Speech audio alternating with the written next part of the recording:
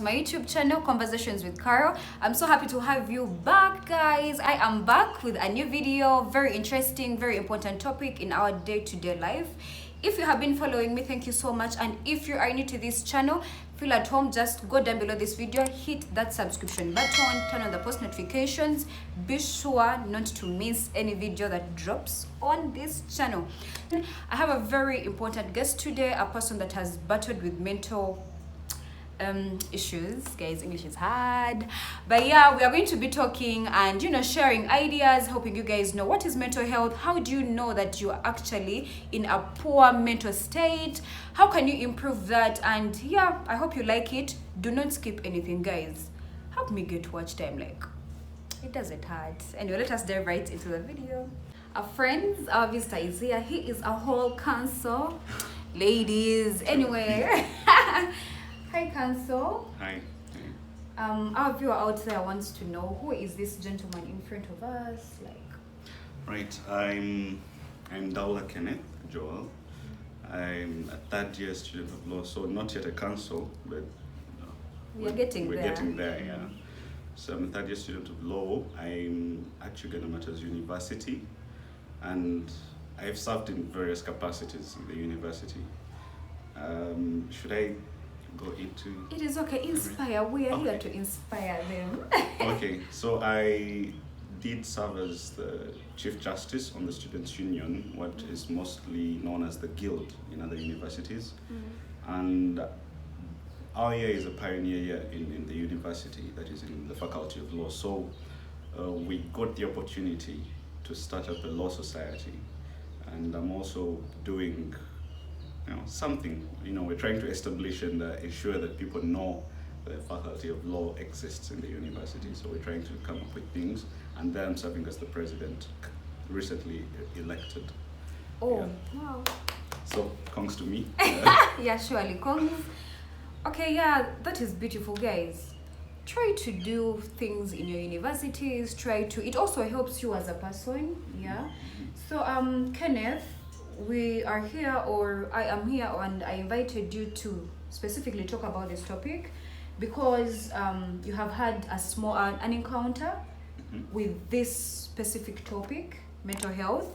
So how was it for you? You can tell us small before we really go deep, so that someone knows out there that they are not alone. Yeah. There are people that have improved and are now okay, and they have been there before. So what was like your encounter, a small I would say, I think it was about 7 years back. Is it 7? Yeah. Around 2015. So I think that's about 7 years back. And my biggest challenge, or the thing that I was dealing with, was depression. So depression has its, there is depression you deal with in your daily life. Then there is what they call clinical depression. So that is what I was struggling with. And at some point I had been diagnosed with bipolar, but I really didn't trust the diagnosis, but that is what I was diagnosed with. Yeah, that's what they said I had, because I had those mood swings. But it was mostly clinical depression that I dealt with. I was young, I think I just finished. I was still in my senior six. You're still in your senior six, yeah. But glory be to God, you're now in a better state. Definitely. Most of these things you can recover from. The best, I think, approach, or the one that I use, is taking it one step at a time. Yeah. Because when you look at the bigger picture, it's not easy to really deal with, because you're a very pessimistic person when you're depressed. You don't really look to the bright side of things. Yeah, you always see the negative side. The negative, yeah. So you want to look at, for example, that this is a new day, I'm going to do this and this and this and this day, and I get through that day and I go on to the next. So even when the depression kicks in, it's the same approach. It's like piecemeal. You take it piecemeal as opposed to taking a whole chunk.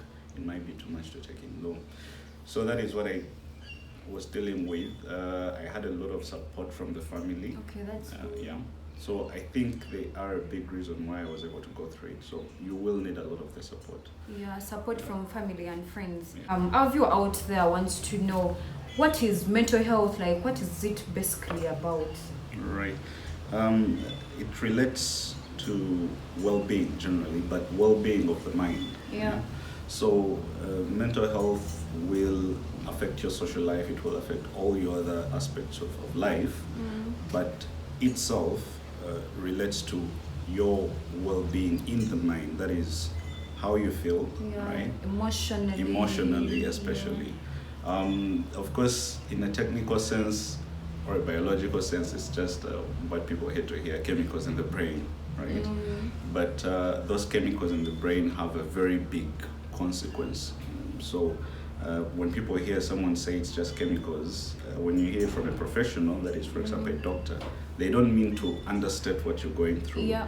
It's just that for them, it is, in a technical sense, that is what is happening in your body. And that is why someone can be given medication, right, to counterbalance or to balance whatever is going off. Because usually if you're, now for example in my case, when I would be too excited, it's because a certain chemical in the mind, in the brain, was being released in abundance. Extra levels. So they had to give me some medication to dampen that hormone, and that is usually dopamine. And then when you're sad, it's still the reverse. So mostly the medication has to do with creating a balance of a chemical balance in the brain. Okay. So in a technical sense, that is what it's about, but then it goes into how you're thinking, because those hormones will affect how you think, how you reason, and the choices you make, as well as how you feel. So in a nutshell, mental health is about your emotional well-being. Yeah, emotional well-being. Kenneth, we have finished to define what mental health is about. So for our viewer there, or anyone would want to know, how do I know that I'm not in the right mental state? Maybe I need to deal with this real quick, or I need to go for professional help. What are those signs and symptoms? Okay. Yeah. There was, I don't know what philosopher it was. It's not real. I'm not going to get into philosophy as such, but say that the greatest pursuit is knowing yourself. So many of the things that are seen as symptoms may be natural to other people. For example, I'm naturally an introvert. Yeah. Yet you will realize that when someone is depressed, they take on character traits of introverts. You know, you're withdrawn and all that. The difference. So if you know yourself, that when I'm fine, this is who I am. Yes. Then you can easily note the differences. But if you don't know yourself, it might be difficult, because generally when you're not mentally okay, the things you're going to look at are usually sadness. You know, depression is almost one of the most common symptoms of, even though it is a mental health, like mental illness itself. Yeah, it's a mental illness itself, but it's also a symptom in other circumstances. So you will be, yes, withdrawn from the community, from the society. It also depends on what has caused you to start withdrawing, because you may find that maybe you're no longer comfortable with a certain group of people. You will prefer a different one, so you're withdrawing from them. So are you withdrawing from them and seeking out other company, or are you just feeling like you don't want to be around people? You don't feel like your life has meaning, usually. You know, you feel like everything is worthless. And then when you get to suicidal tendencies, that is really when you've gone deep. Deep, you know? It's now excess, like. Because suicidal tendencies, it really takes a lot for someone to start thinking of suicide. It's not something that is simple. I know movies can make it seem like it's easy, but it's not. So you'll have to look at, this is the person I am, that I know, and this is the person I these are the things I realize that are starting to happen, you know. Not just withdraw from society, but withdraw from productive things, you know. So you're a student, and then you wake up, you don't feel like you need to go to class, yet you know you have to. And you understand the risks. Maybe you have exams coming up, but you're just not going to read. You have courseworks that dates are due, but you just can't. So you have all these things that are coming up that you're ignoring, and you're really getting detached from reality. So because some people tend to, you may be looking for depression, but it might be the other way around. You could just start thrill seeking, you know. Like it's not just about being sad. You could find someone that is now going to bar all the time. You're that's when you get into substance abuse. Yeah, You're looking for a thrill, but what you're really looking at is you're trying to mask, because here we tend to not, like you said, why is it? It's not really. It's a white people problem. So because we try to ignore that, you start to look for things to replace what you don't really deal with what you. But the best way is to deal with whatever you're dealing with. Now, as a Christian, you have this bigger guilt, right? That you're dealing with, and okay, even if you're not a Christian, moral sense leads you to believe that there are things you shouldn't do as a person.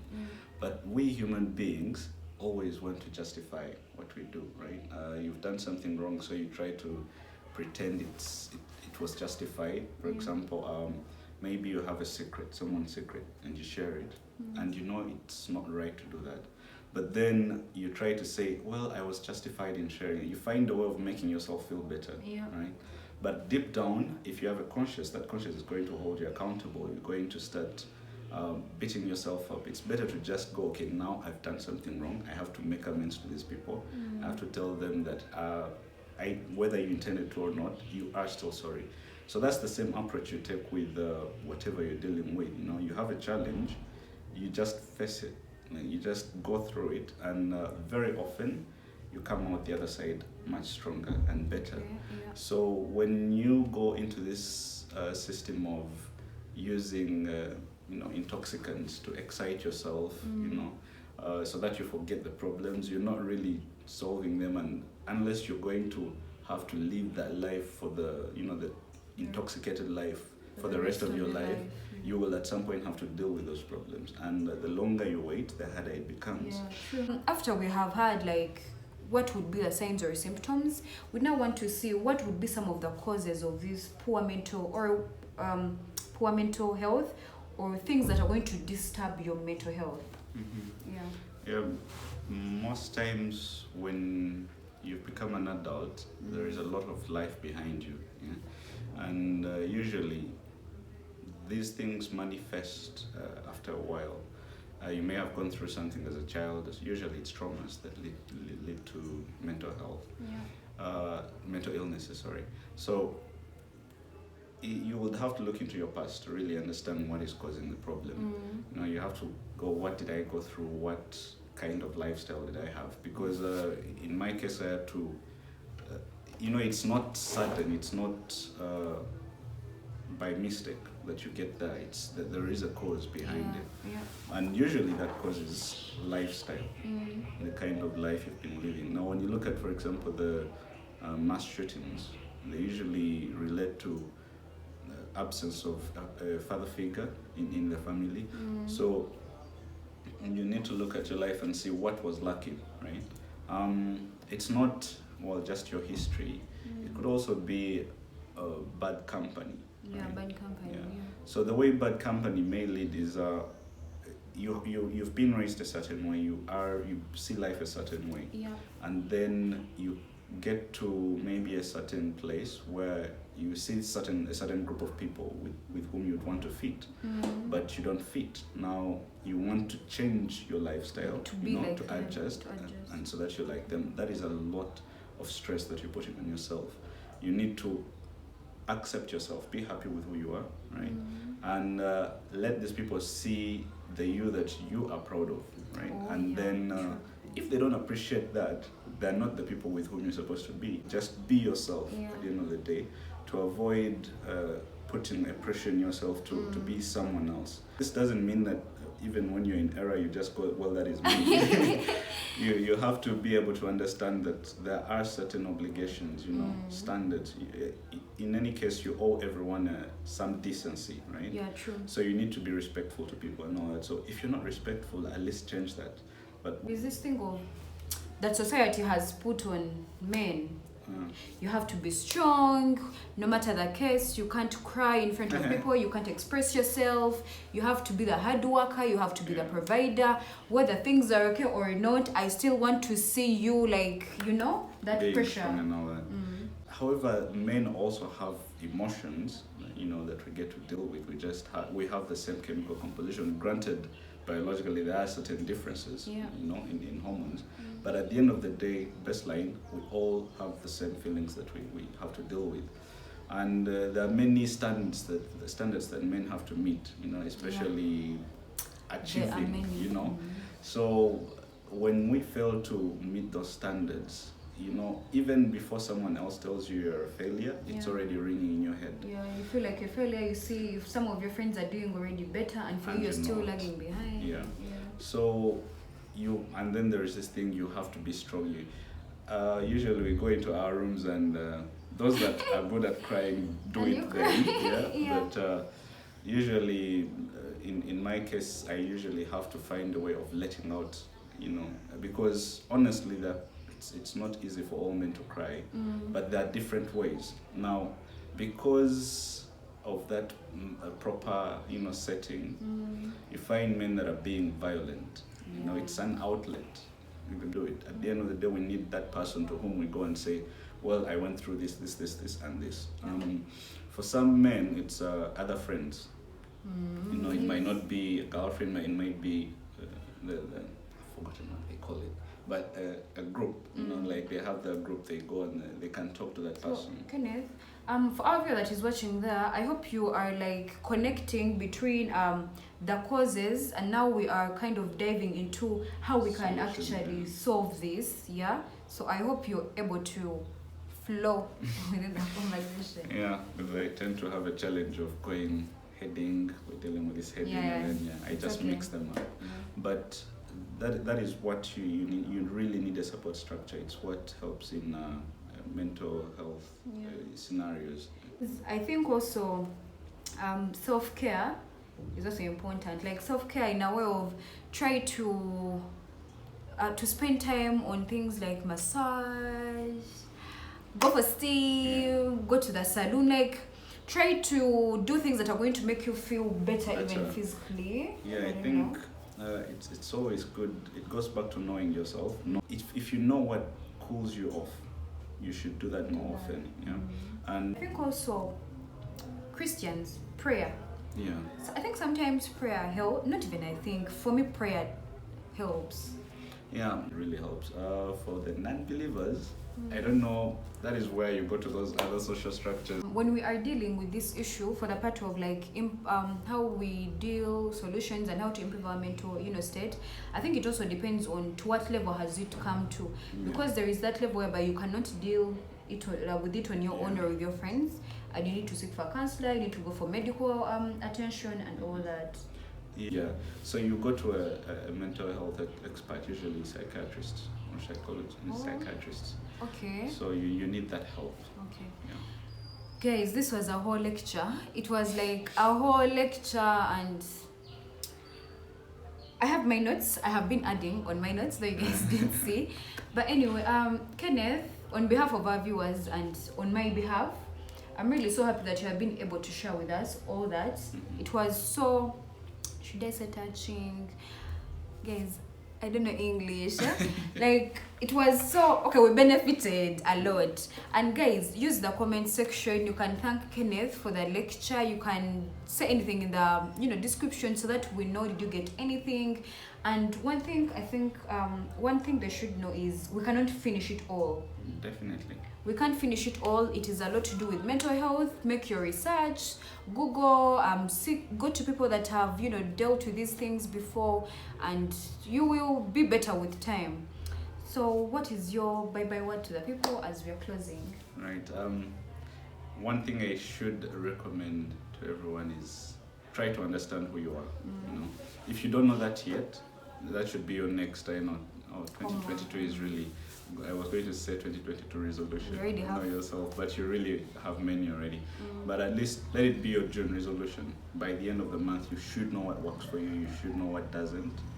Because if you know yourself, it's very easy to tell when you're off. It's very easy to tell how to go about something. No one is going to tell you to do something that actually won't work. Okay. So that is my bye-bye message. Just learn who you are. Thank you so much, Kenneth. So guys, that was it for today. Make sure you have subscribed. Make sure you have turned on the post notifications.